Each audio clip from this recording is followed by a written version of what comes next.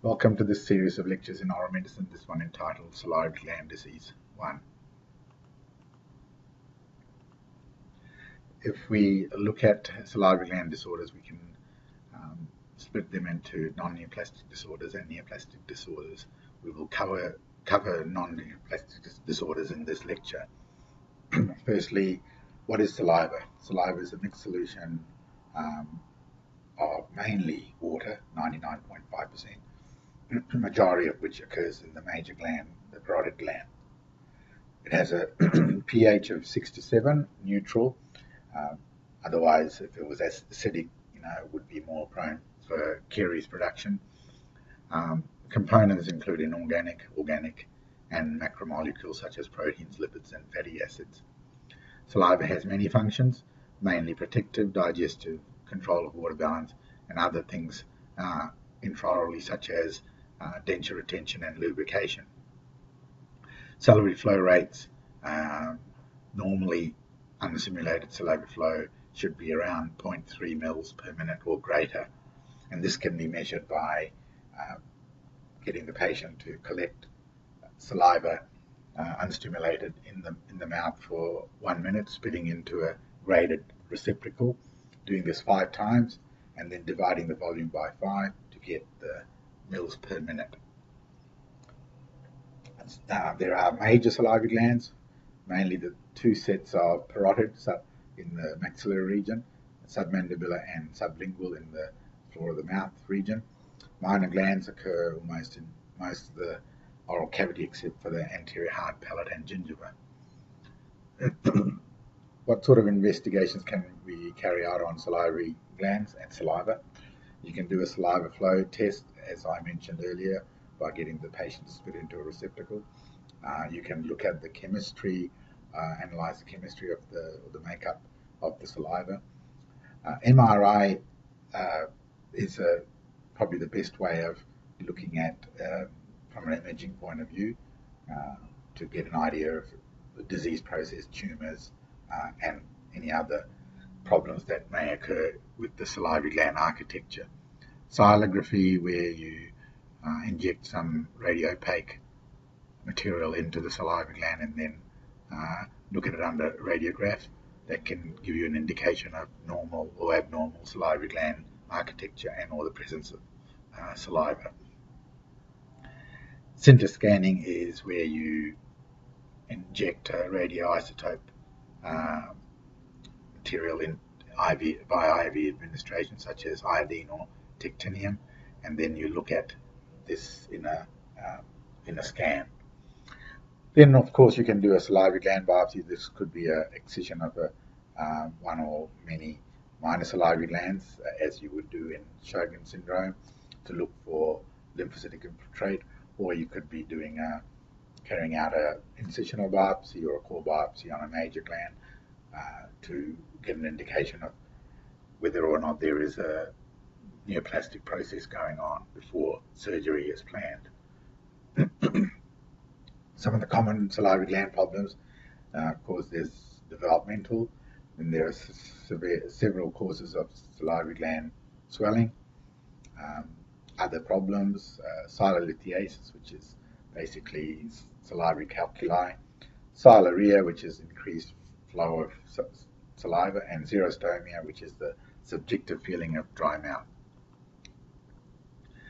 So with the developmental, you can get aplasia, that is the lack of development, which is rare, and quite often these can be associated with the condition ectodermal dysplasia.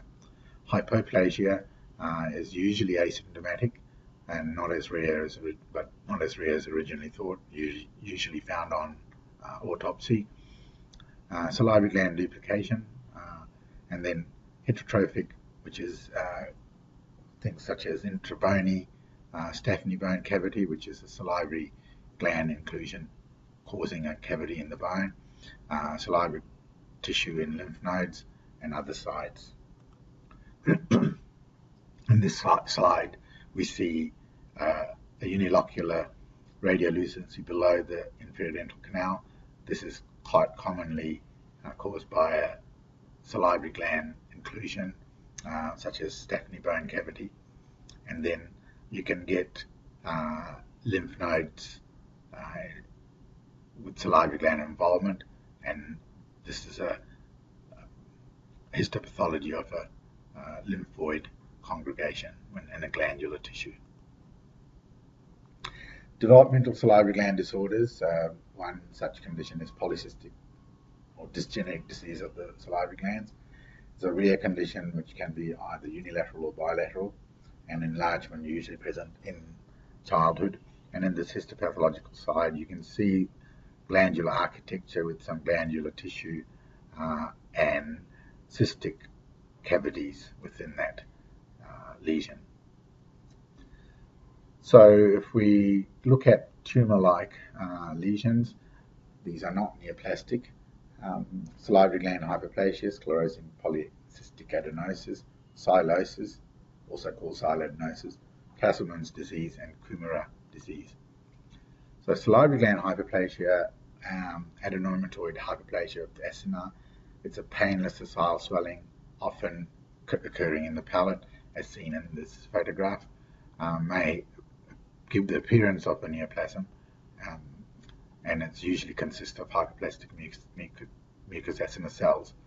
It's rare, but male to female ratio of 3:1, mainly in the major glands in the 6th decade, and may be associated with salivary gland tumors such as epithelial, myoepithelial carcinoma. As you can see in this histopathology, it's normal appearing salivary gland or glandular tissue, but it has an increased size in area. Sclerosing polycystic adenosis. This is a rare inflammatory process similar to the sclerosing adenosis of the breast, which is also glandular tissue. Most commonly, up to 87% occur in the parotid or in females. And the sclerosing polycystic adenosis shows that there's no capsule surrounding the lesion, and it's densely sclerotic, and you see ductal areas, vacuolated mucous cells and chronic inflammation, which are these dots that you see. Psilosis or siladenosis is a non-neoplastic, non-inflammatory, persistent swelling of the salivary glands, especially of the parotids. Clinically, it may look like a hamster cheek-like swelling or mumps, but having said that, mumps is only short-lived. In this case, psilosis is long-standing, and there may be increased salivary potassium, but normally a normal flow rate, and psilography will be also normal. Etiology is unknown, but nutritional, endocrine dysfunction, metabolic disorders, and drug-induced causes have been implicated. Under nutritional, general malnutrition or bulimia, bulimia nervosa, vitamin A deficiency, and gastrointestinal diseases have been implicated. Under endocrine, diabetes mellitus, acromegaly, hypothyroidism is suggested. Metabolic, again, alcoholism, which may or may not be associated with liver cirrhosis, uremia, may be involved, and drug-induced drugs such as antihypertensives, isoprenolone, mercury, lead, iodine, and phenylbutazone have been implicated. So under a silogram, you can see where the radio opaque material is injected. Usually you just see a normal imaging gland structure. Under histopathology, you see acinar cell hypertrophy, increased size, compression of striated ducts, and fatty replacement of long-standing cases, and peripheral placement of the nuclei in the acinar cells. We move on to inflammatory cells, inflammatory conditions, viral cytomegalovirus, also called mumps or endemic parotitis, caused by paramyxovirus. Most common cause of parotid gland enlargement, and the most common salivary gland disease. usually bilateral, and diagnosed clinically, but can detect IgM antibodies and a rise in serum antibody titer to the paramyxovirus. Really, you can have this kind of problem caused by Coxsackie or ecovirus and Epstein-Barr, or HIV, and seen in HIV as well. Ascending silodenitis due to duct obstruction or low-grade ascending infection.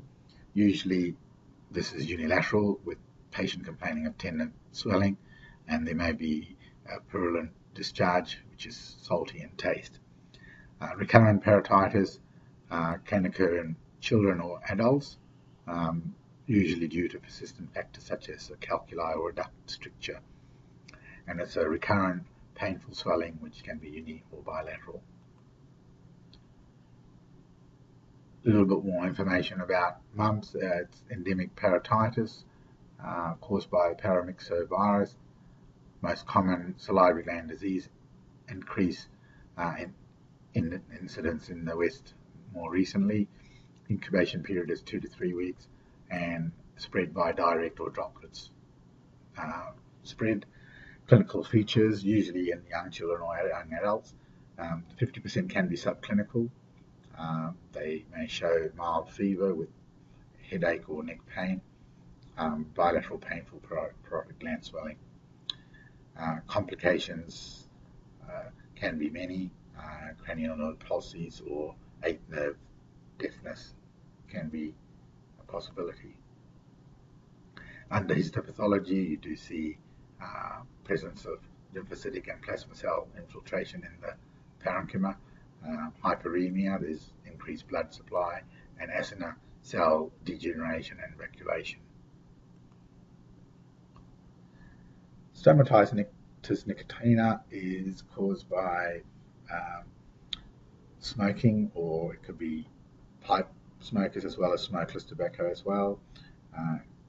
In the smoking, it can be related to physical heat or the chemical tars, and what you get is a surface keratosis, creating a white appearance, with these red dots being the inflamed duct orifices. Inflammation of minor salivary glands is shown here on the lip and up here on the palate. Cytomegalovirus infection can cause salivary gland inclusion disease, mainly seen in stillbirths, and also can be seen in immunocompromised patients. And here the inclusion bodies in the duct cells may show owl eyes type appearance.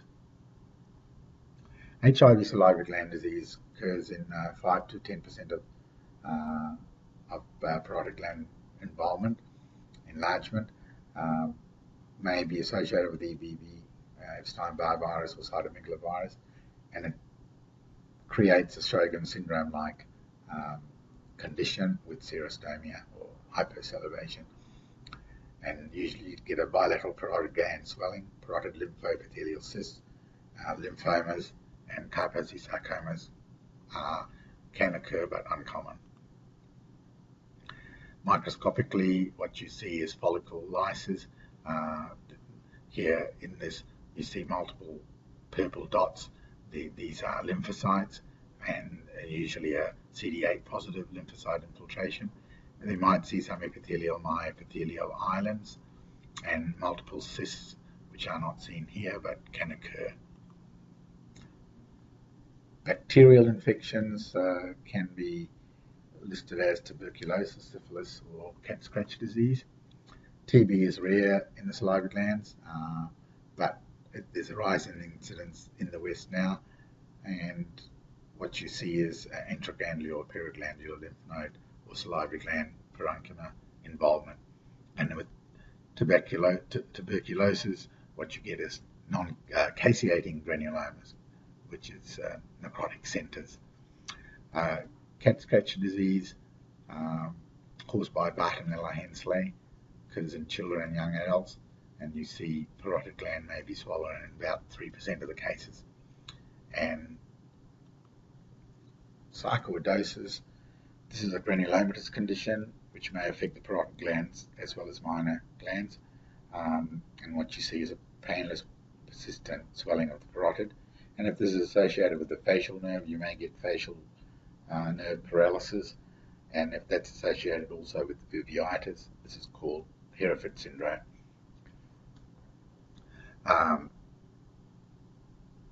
You may see through blood tests an increased erythrocyte sedimentation rate.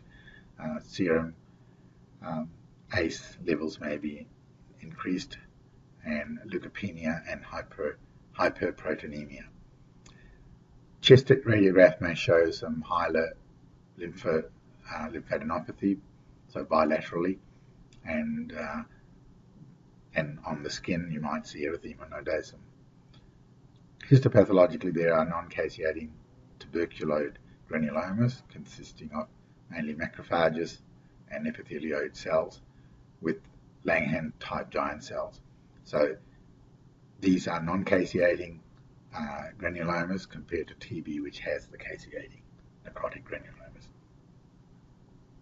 So, as mentioned, Hereford syndrome or parotid fever, parotid enlargement, uveitis, low-grade fever, xerostomia, facial nerve palsy, and this may possibly be able to be diagnosed by certain minor salivary gland biopsies. We now go on to Sjogren's syndrome. This is an autoimmune disorder characterized by lymphocytic-mediated destruction of exocrine gland, which results in dry eyes and dry mouth. It's called primary Sjogren's, where it only involves the eyes and the mouth, but if there's other connective tissue disease such as rheumatoid arthritis or systemic lupus erythematosus, this is then called secondary Sjogren's. There's more in females. Intraorally, you have a dry mouth, hyposalivation, which leads to candidosis and increased caries. In the eyes, it causes dry eyes, leading to keratoconjunctivitis. Parotid swelling occurs in about 20% of the cases, and diagnosis, apart from salivary flow and examination and history, you can do a minor salivary gland biopsy, which will show lymphocytic infiltrates and destruction of the salivary gland architecture. Blood tests may also indicate Sjogren's syndrome antibodies to LA and Rho antigens. So the role of abnormal regulation for apoptosis has been suggested as an etiological factor, but it's an autoimmune disease where B-cell overactivity occurs, forming autoantibodies leading to an immune complex and leading to destruction of the salivary gland tissue. With this accumulation of lymphocytic infiltrate, patients with Sjogren's syndrome have an increased risk of lymphoma formation. So with regard to pathogenesis, there has been suggestions about cytomegalovirus or Epstein virus because they have been found in some of the tissues of these patients. Whether that's a coincident or whether it's causative is unknown. Endogenous retrovirus has been implicated, mainly the HERV K113. HIV causes similar lesions, but predominantly CD4 plus T lymphocytes. Molecular mimicry, Rho and La, which are implicated in as antigens, are similar to some viruses that are seen. So this diagram shows some of the criteria for the diagnosis of Sjogren's syndrome, 1 to 6, and for primary Sjogren's there are conditions that need to be present, A, B, and C.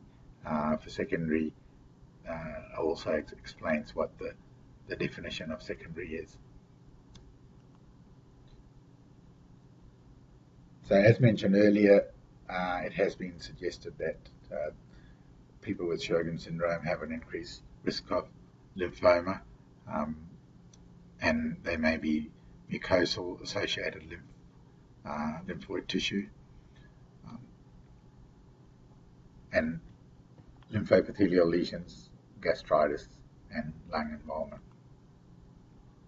Cystic fibrosis and deposits. So amyloidosis, amyloid is a extracellular proteinase substance which can be deposited into tissues in the body. Quite commonly in the mouth, it occurs on the tongue, in the tongue, but salivary gland amyloidosis is usually secondary, and it can mimic a Sjogren syndrome type lesion, and it can be organ limited or it could be generally systemic, and that's usually associated with multiple myeloma or secondary to hemodialysis. Hemochromatosis is the deposition of iron, and these patients will usually have a high serum iron content, and excess iron is deposited into the several organs, liver, salivary glands, and other organs, and that can cause long-term damage. Thank you.